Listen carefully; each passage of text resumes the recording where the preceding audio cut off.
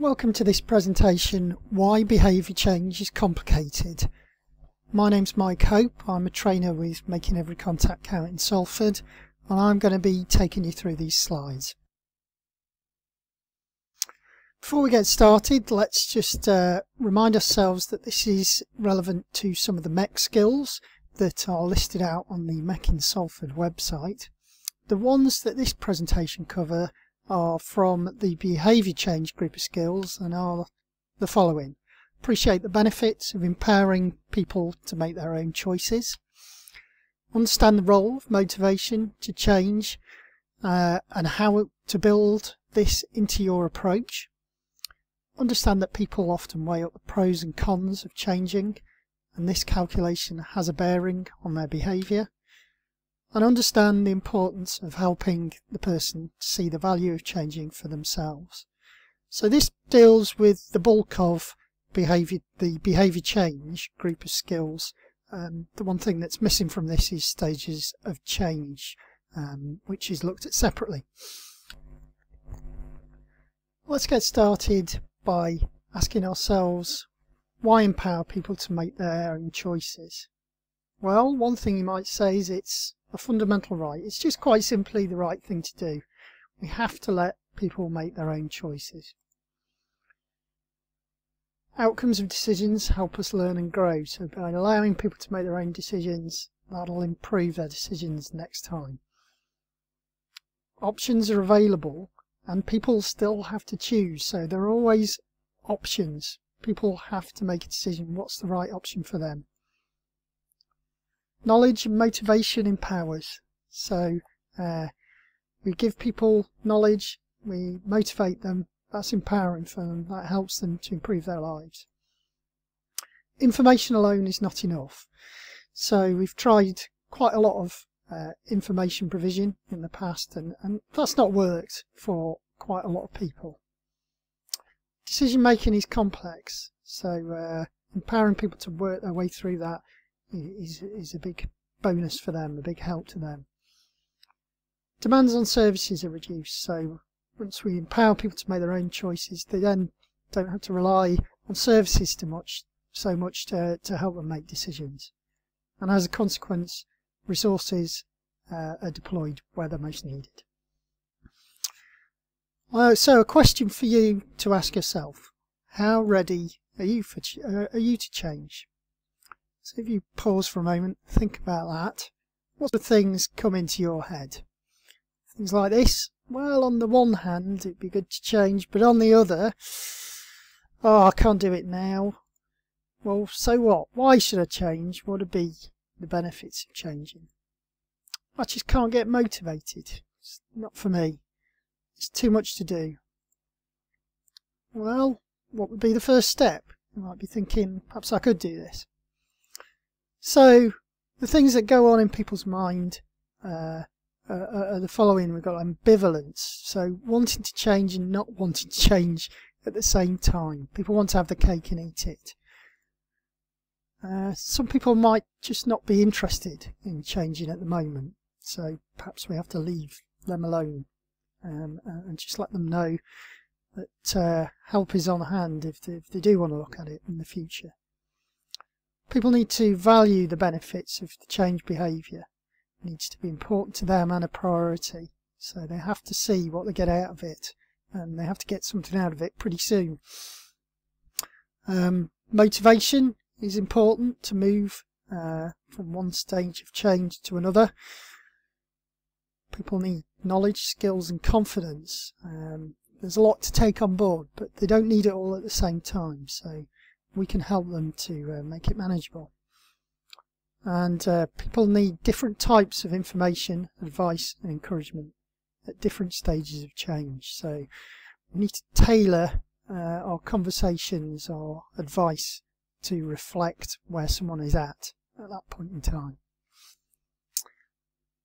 So readiness to change. It's a result of importance and confidence. So those two things affect how ready we are to change. Why should I change and how will I do it? And here's a little tool that some people find useful to assess this. So a scale of not ready through to ready, and you can break that down. How important is it for you to change? Put yourself on the scale. And how confident are you could change? You put those two things together, you get an idea of how ready you are to change. Here's an example. This is mine. Something I often think about: eating unhealthy snacks. So if we get this tool up, I ask myself, how important is it to change? Well, I put it sort of medium low. I'm pretty happy with my weight, pretty happy with my diet overall. This is the one thing that's not so great, but I reckon I could carry on regardless without too much risk to myself. And how confident are you to change if you want to? Well, how confident I could change about eating unhealthy snacks? Well, that's pretty low. I've got family. We get things in that aren't always very healthy. They're there in the cupboard tempting me. I find it very difficult to not eat them. So you can see, for me, there's a bit of an ask really to get me to change. I haven't got a high readiness to change at the top for the time being. Well, advice that I would get would need to take that into account. So, helping people to see the value of changing. Thinking more about that ambivalence we looked at before, and the pros and cons of changing. That complicated balance in people's mind as to whether they value change or not. So here we've got some scales, and at the moment we've got benefits that are being outweighed by the costs of change. So what I think I would gain from change is not outweighing what the cost would be. And most people will see both sides of these. So when they're thinking about change, they will think about what's in it for me, but also what's it going to cost me.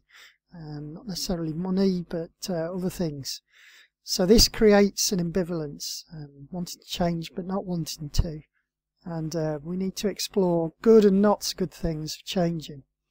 And what we need to do is get those benefits, increase those benefits, and make them way down more, affect the balance so that it changes, so that the benefits outweigh the costs. So we'll add benefits, replace good things in the current behaviour that will be missed, and remove blocks and barriers, reduce the risk of change. That's what we need to do.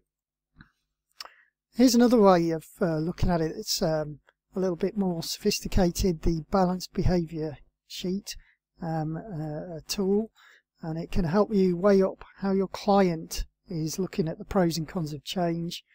And when speaking to someone, you might want to fill out the boxes. What are in the boxes? Well, we've got positives of change and positives of staying as you are. We've also got negatives of changing and negatives of not changing. It does get a little bit complicated when you get into double negatives, like negatives of not changing.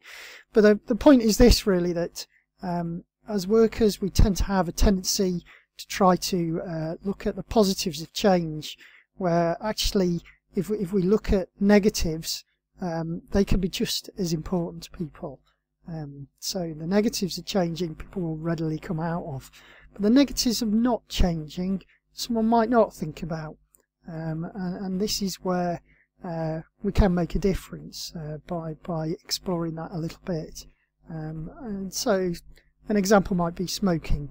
That negative of not changing might be that I'll continue to worry my children will continue to be worried about my health, and that's something that's been exploited in national campaigns, but could be drawn out in conversations. So things we can do. We can remind people of the value of change, the health and other benefits they might enjoy. Remember, it does tend to be the short-term things that make the difference, the gains we get pretty much straight away. Point out the sources of support. So we tell them they're not alone, and there's people that can and want to help. Build motivation. So people just like you have changed, and you've done this before, you can do it again. accentuate the pros. Ask people, what do you think you'd feel better about if you did that? So let's wrap it up. It's important to let people make their own decisions. Yet making decisions to change are not simple, and that's where we can help people. To change, we need confidence and we need motivation, and we can help build both of these in our work. Thanks for listening to this presentation.